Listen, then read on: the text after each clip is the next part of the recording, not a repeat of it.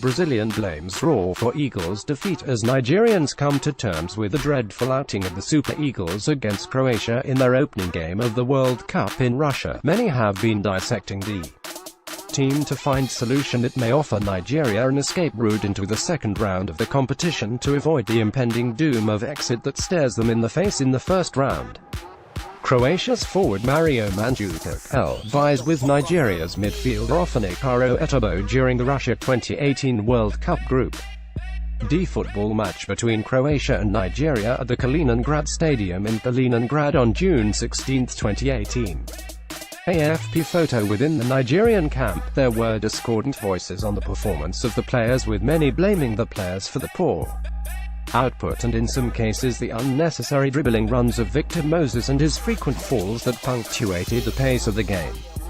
But a Brazilian journalist I met in the course of this job, Bernardo, with so much love and deep knowledge of the Eagles, said that Gernot Rohr should be blamed for the embarrassing defeat.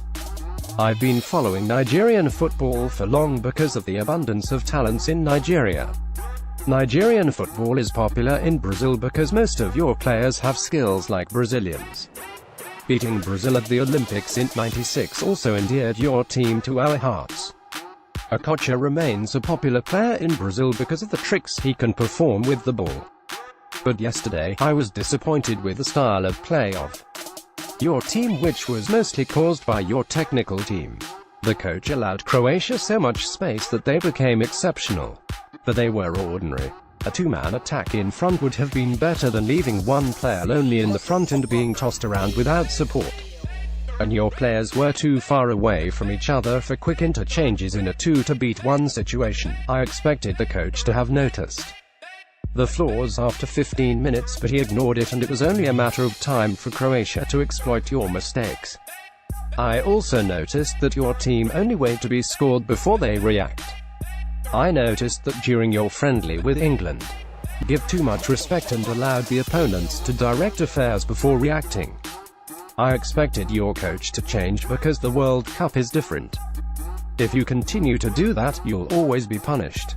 Also, he appeared confused in his changes and left out the Leicester City boy Iheanacho for long on the bench. When he came in, he caused panic in Croatia's defense. Long aerial balls against tall defenders were to their advantage. This is where you skillful players come into play.